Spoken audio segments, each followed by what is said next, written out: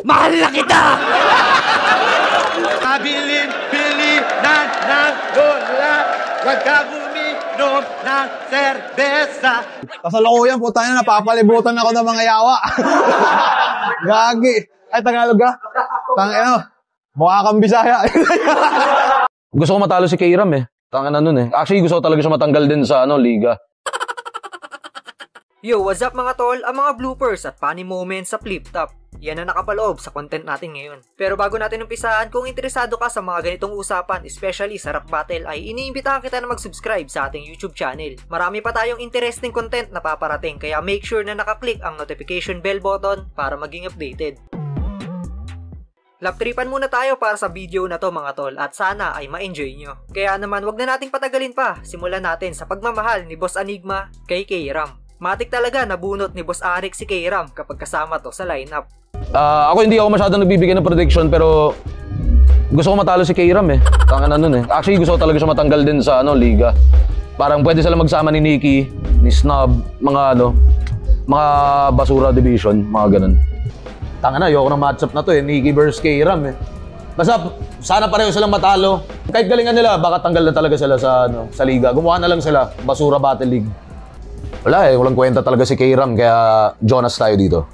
Sa kanan ko, huwag kaya magingay para kay Nikki. Sa kaliwa naman, galing pang Cavite para sa inyo, sinasabi niya Bisaya rin siya. Huwag kaya magingay para kay K-Ram. Ikaw ba si aso sa comment section?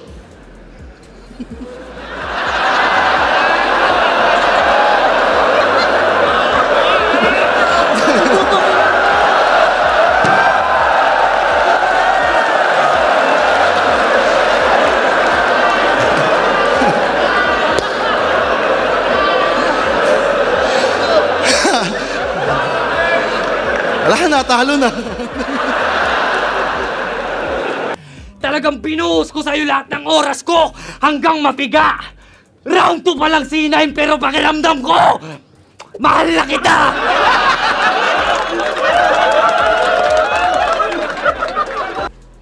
Pinapatumba ako ng 3GS.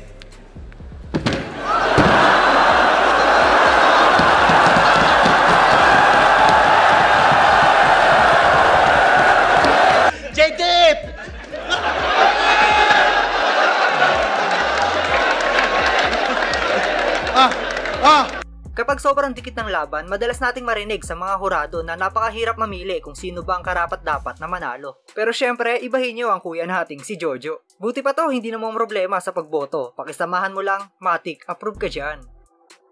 Yun, bali, sa pakisama rin.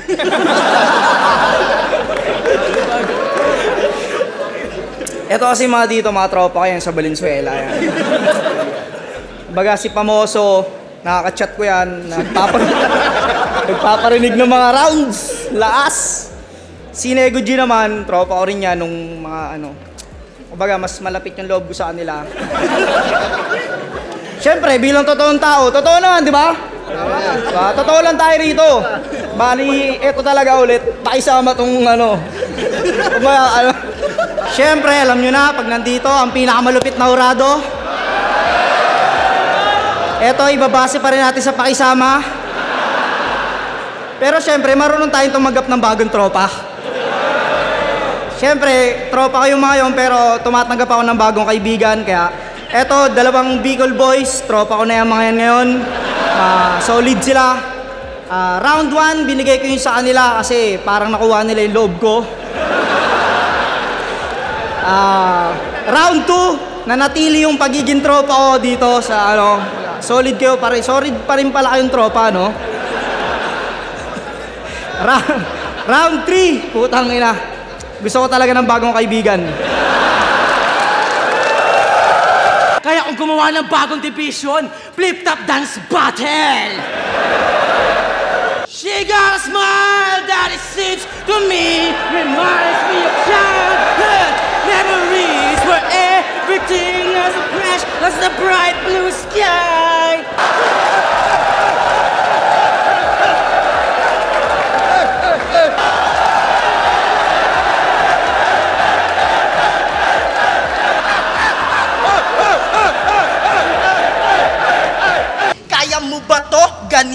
ganito. Kabilin-bilinan ng lola, huwag ka buminom ng serbesa. Ito'y hindi inuming pabata. Mag-stop drink ka na lang muna. Pero ngayon ako'y matanda na. Lola,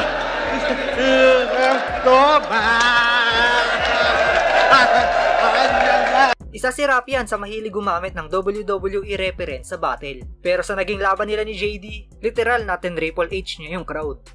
Kinabahan daw ako dahil uminom ako ng tubig. Di rin yan bro. Uminom ako ng tubig kasi... It was at this moment that he knew. He f***ed up. Magti-Triple H ako! Tanga! Sorry. Ano? Kasi isipin nyo, si Price Tag nagagun bars. Si Price Tag... Uy, mali yung sinabi ko. Ah, hindi. Tangina. Yun ang fake joke na walang punchline, di ba? Tinawid, di ba? Tinawid. Paano na lang kung may bisyo ka pa? Inulit, di ba?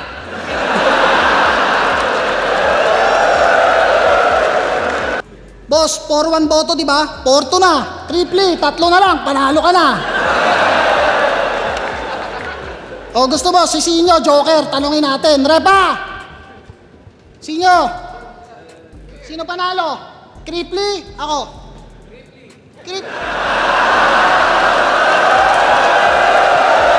Aray ko.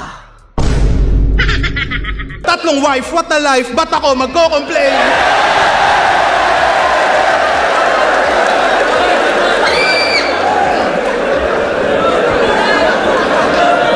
Yo! Ha? Secret.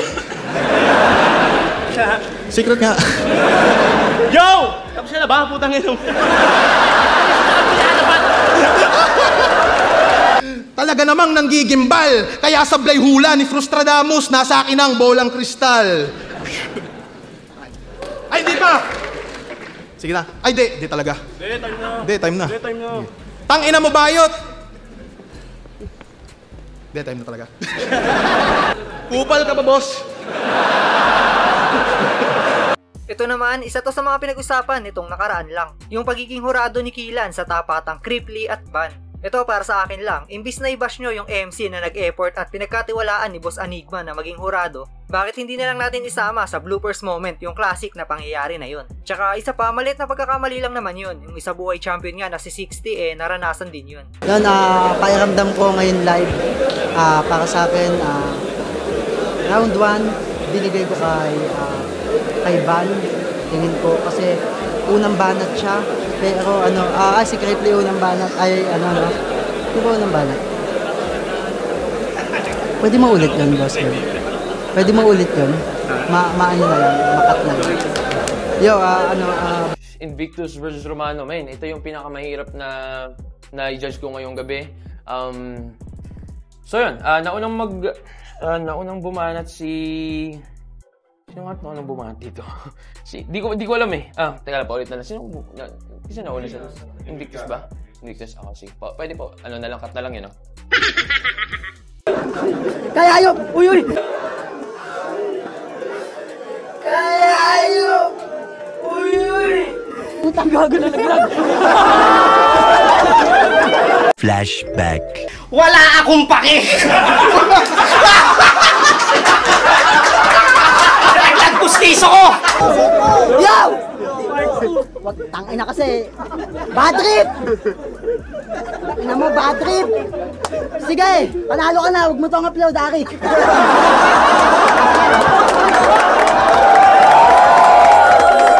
Kung yung ibang battle MC ay merong fake choke, ito namang si Idol Smaglas ay merong fake punchline. Loko din tong crowd basta Pinoy talaga sasabay sa kalokohan. Pero ang tanong, paano ko titindihan kung di maintindihan? Kung ano na lang masabi ba ay papanindigan? Sakit ni mo na matapat, ikisubat tapat, akatiwat, chiko, tapat, ko kada. Tapat, nung suling matabo. Tapalak ato nung turing matabo. Tawalak baraga, sumpakalaga to. Kunwari punchline to, sabay-sabay sigaw kayo!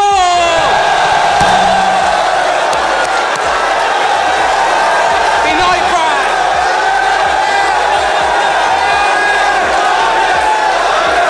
Ingay para kay Shaboy. Totoo lang, buhay hindi mo kailangan maraming kaibigan eh. Dapat yung isa sila. Hindi mo sasabi mo ito, dapat ng sarili. Dapat alam mo kung sino ka magtitiwala. Mag-ihay tayo lahat para kay Shaboy! Ma, bakit ka laloba nyo? Sorry na talaga. Rinig ba dyan, rinig? Kung hindi dyan rinig, lalaplapin ko to. Okay. 3, 2, mag-ihay para kay Saint Ice! Sobrang saya nung kalaban ko. Kasalukuyan po tayo, napapalibutan ako ng mga yawa. Gagi. Ay, Tagalog ka? Mukha kang Bisaya. At ayan nga ang mga bloopers at funny moments sa Flip Top. Kayo mga tol, ano ang pinaka-lap trip moments para sa inyo? I-comment nyo na yun sa ibaba at babasahin nating lahat yan. At nga pala, 2 years ago ay meron din tayong ginawang top 10 craziest moment. Kung gusto nyo ring ispatan yan, ay ilalagay ko yung link ng video sa comment section para mas madali nyo makita at mapanood. Salamat palagi sa walang sawang pagsuporta. Peace out!